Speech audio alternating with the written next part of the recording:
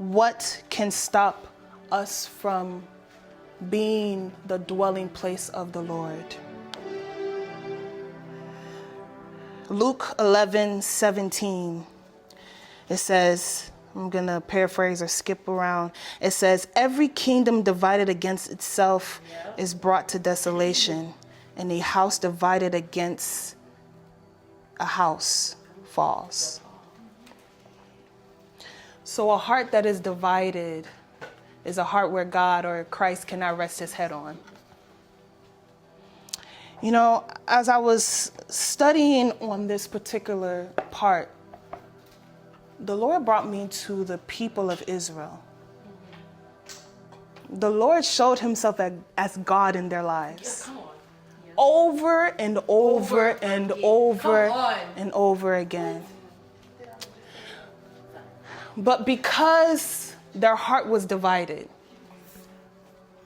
because the Lord could not rest his head in their lives, his will could not prevail for that particular generation. So the Bible lets us know that God told them, because you are stiff-necked, because you are stubborn, because your heart is divided, one minute you see me, the next minute you don't, because I cannot rest my head. Your heart is not a place where I can rest my head. You will continue to run around in circles. That situation that you're trusting the Lord to deliver you from is not until you surrender it to him, until until your heart is his home. Come on. You know, be honest. Come on. you'll be like the people of Israel that died in the wilderness. That's it. James 1:7 verse 8, it says, for let not the person suppose that he will receive anything from the Lord. He is a double-minded man, unstable in all of his ways. You want to know how you can tell a person who has not made their heart the resting place of the Lord? Is one minute they're hot, one minute they're cold. One minute when they're facing storms or challenges of life, instead of running to the Lord, they're running to people. Come on. They're unstable. So when the Lord wants to bless them, when the Lord wants to bring an answer, because they are unstable, the answer that the Lord brings, it shakes and then it falls.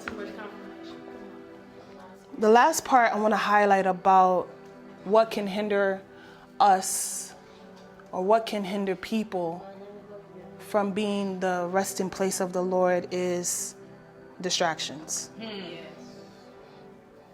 Let's go to Luke 10:38.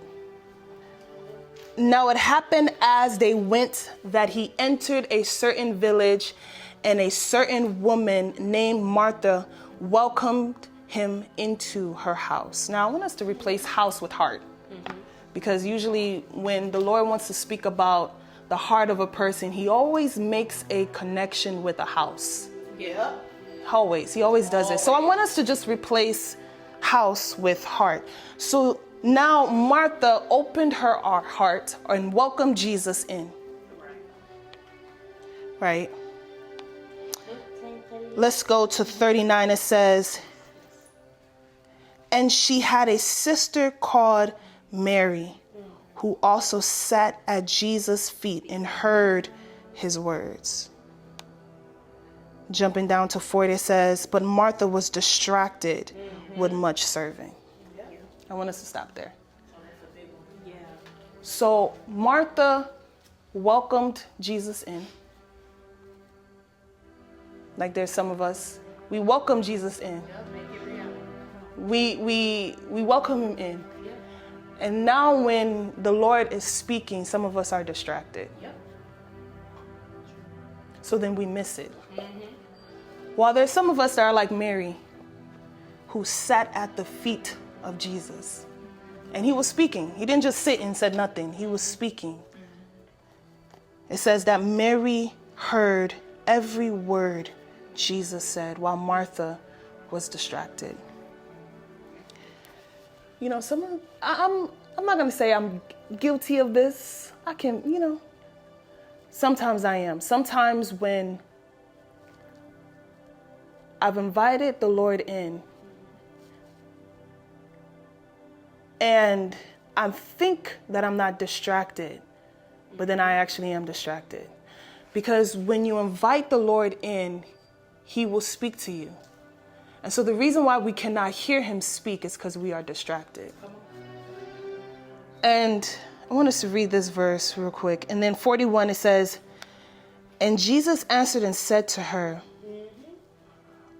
let's go back to 40. It says, and Martha was distracted with much serving, and she approached him, which is Jesus, and said, Lord, do you not care that my sister has left me to serve alone? Therefore, tell her to help me. 41, it says, and Jesus answered and said to her, Martha, Martha, you are worried and troubled about many things. And this is the part that really struck me. He said, but one thing is needed, and Martha has chosen that good part, or Mary has chosen that good part, which will not be taken away from her. Come on. So the Lord told Martha, listen, you are distracted with things that are out of your control. But you see your sister here, she is attentive, she's focused. She's receiving a good part that no one can take away. You know, sometimes we chase after so many things, cars, houses, jobs, and at the blink of an eye can all vanish like that. Yeah. But then Jesus is saying, but the good part, the food that I give, no one can take away. Yes. What I give to you, no one can take away. So Jesus is saying, while Martha, you are distracted with things that in the blink of an eye can go away, Mary is at my feet, hearing my word, being guided by what I'm saying. So we see here two different heart postures. Come on. I don't know if some of us are maybe guilty of this or not. You know, when the storms of life comes, we're so easy, so quick to turn to a friend and say, hey, I'm going through this. What should I do? Yeah. Instead of turning to the Lord and saying, God, what should I do?